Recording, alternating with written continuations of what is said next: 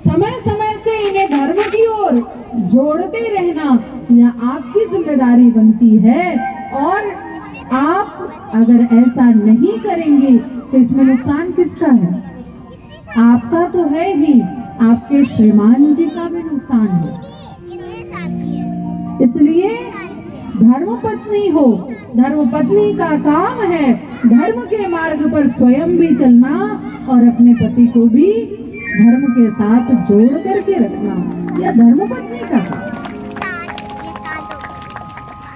तो भगवती महालक्ष्मी और भगवान विष्णु बैठे हुए थे, आपस में हंसी मजाक ठिठोली चल रहा था। फिर भगवान नारायण को तुरंत ध्यान में मिल जाते। भगवान नारायण ध्यान में थे, अचानक उनका ध्यान टूटा और सामने माँ लक्ष्मी बैठी हैं। उनको देख करके भगवान विष्णु हंस पड़े। अब भगवान विष्णु हंस पड़े तो माता लक्ष्मी ने कहा, प्रभु आप क्यों हंसे हमको देख के? ये सहज स्वभाव होता है ना। उन्हें पूछा आप क्यों हमको देख करके हंसे? भगवान नारायण ने कहा, नहीं मैं तुमको देख के नहीं हंसा हूँ, ऐसे ही मुझे हंसी आ गई। कहा नहीं आप हमको देखे थे, हमको देख करके ही आप हंसे, क्या बात है, क्यों हंसे हैं बताइए। भगवान विष्णु बार बार कह रहे हैं कि भाई ऐसे ही हंसी निकल गई थी, तुम्हें देख करके नहीं हंसे थे। माँ लक्ष्मी कहती है नहीं आप जरूर कोई बात छिपा रहे हैं, आपके मन में जरूर कोई बात चल रही है, आप बताइए हमको। भगवान विष्णु बोले, रे कोई बात रहेगी तब बताएंगे ना, हम तो ऐसे ही हमारे अंदर से हंसी निकल गई, ऐसे मत सोचो तुम। लक्ष्मी जी को क्रोध आ गया। भगवान विष्णु अपनी सफाई दिए जा रहे हैं लेकिन लक्ष्मी जी को क्रोध आ गया और लक्ष्मी जी ने कहा, प्रभु जिस मुख से आप मेरे ऊपर हंसे हैं ना, आपका ये मुख नष्ट हो जाए। समझे? सावधान रहिएगा इन लोगों से।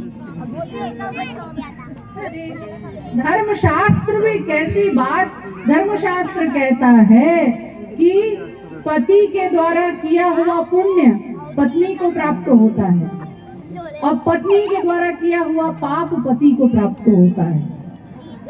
ये लोग जो कहती है ना कि आपके लिए व्रत रख रहे हैं, ये रख रहे हैं, वो रख रहे हैं, सब अपने लिए करती हैं। इनके पाप में आपकी भागीदारी है और आपके पुण्य में इनकी भागीदारी है। देखिए ये माताएं, आजकल की माताएं लड़ती हैं कि रिजर्वेशन चाहिए।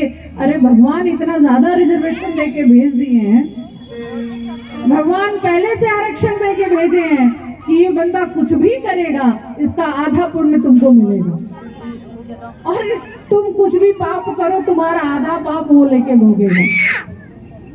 इसलिए माताओं तुम गलती करने से सावधान रहना, क्योंकि तुम्हारे पाप का परिणाम तुम्हारे पति को भोगना पड़ सकता है। इसलिए कोई भी गलती करने से पहले 10 बार विचार करना कि मेरी गलतियों का दुष्परिणाम मेरे पति को भोगना पड़ेगा। तो माता लक्ष्मी क्रोध में आकर के शाप दे दी कि आपका ये सिर नष्ट हो जाए। और जब मुंह से ये शब्द निकल गया ना, तब उनको आत्मग्लानि हुई, अरे राम हमने क्या बोल दिया। लेकिन अब तो उन्होंने शाप दे दिया था, अब तो यह सुनिश्चित था कि भगवान का सिर नष्ट ही होगा। कब हुआ? कहा जब भगवान देवासुर संग्राम कर रहे थे तब उस समय उनका सिर नष्ट हुआ। उस भगवती जगदम्बिका ने कहा नारायण का यह सिर तो नष्ट होना ही था।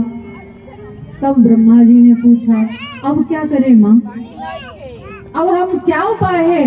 कहा देखो यहाँ से उत्तर दिशा की ओर जाओ और एक है अर्थात घोड़ा है, उस घोड़े का सिर काट करके ले आओ और इनको लगा दो। ब्रह्मा जी ने कहा घोड़े का सिर क्यों लगाए, मनुष्य का सिर भी तो लग सकता है और यह तो नारायण है, अपना स्वरूप बदल सकते हैं, हम घोड़े का सिर क्यों लगाएं? तब उस भगवती जगदम्बिका ने कहा कि इसके पीछे भी रहस्य है। क्या रहस्य है? पुरा दैत्यो महाबाहु हयग्रीवोऽति विश्रुतः तपश्चक्रे सरस्वत्या तीरे परमदारुणम्।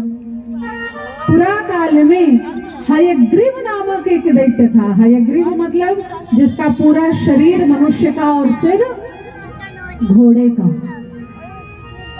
तो हयग्रीव नामक दैत्य सरस्वती नदी के तट पर बड़ा दुर्दम कठिन तप किया उसने, और उसके कठिन तप से भगवती जगदम्बिका प्रसन्न जब हुई तो उसने कहा कि हमको आप अजर अमर बना दीजिए। माँ भगवती ने कहा ये तो संभव नहीं है, दूसरा वरदान मांगो। तब उसने कहा कि माँ हयग्रीवाच्च मे मृत्युर्, मेरी मृत्यु हयग्रीव से ही हो, अर्थात जो मेरी तरह हो वही मुझे मारे, दूसरे से मेरी मृत्यु ना हो। तो भगवती जगदम्बिका ने कहा कि वह हयग्रीव जिसने वेदों का अपहरण किया, जो देवताओं के ऊपर काल बन करके घूम रहा है और जिसके कारण यह देवासुर संग्राम हो रहा है, उस हयग्रीव की मृत्यु सिर्फ हयग्रीव स्वरूप नारायण ही कर सकते हैं। इसलिए भगवान नारायण को पुनः हय अर्थात घोड़े का सिर लगाया गया और फिर उस देवासुर संग्राम के माध्यम से भगवान ने हयग्रीव को मोक्ष प्राप्त करवाया है। गृहं गच्छ महाभाग कुरु राज्यं यथा सुखम्। उस भगवती की कृपा से देवताओं को पुनः उनका राज्य प्राप्त हो गया और भगवती के ही साधना और आराधना के माध्यम से भगवान नारायण पुनः अपने पूर्ववत स्वरूप में आकर के स्थित हुए। बोले आनंद कंद भगवान की।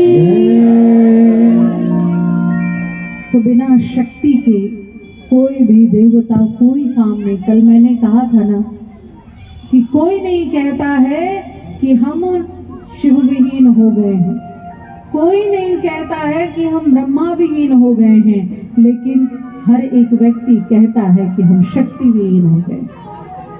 तो वह शक्ति स्वरूपा जो भगवती जगदम्बिका है, जो त्रिपुर सुंदरी है, वह सबके अंदर विद्यमान है।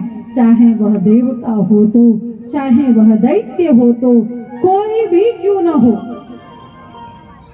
देवताओं के सहारा के रूप में वह भगवती न हो तो फिर उनका भी उद्धार संभव नहीं हो पाता। इसलिए भगवती की विभिन्न प्रकार की लीलाएं हैं, जिन लीलाओं को सुन करके, जिनके प्रति आगे मधुकैटभ के उद्धार की चर्चा ऋषियों के द्वारा हुई। अगर समय हो तो कर लें या फिर भाई, क्योंकि बहुत विलंब से शुरू होता है और मैं तो समझ ही नहीं पा रही हूँ मैं कथा कैसे पूरा करूंगी 9 दिन। बोलिए आनंद। बस ज्यादा देर नहीं लेंगे, एक छोटा सा प्रसंग भगवती का और। बोलिए आनंद कंद भगवान की। हम सभी लोग जानते हैं मधुकैटभ के बारे में, नाम सुना ही है आप लोगों ने, कितनी चर्चा में यह देखते रहते। तो सौनकादिक ऋषियों ने श्री सूत जी महाराज से कहा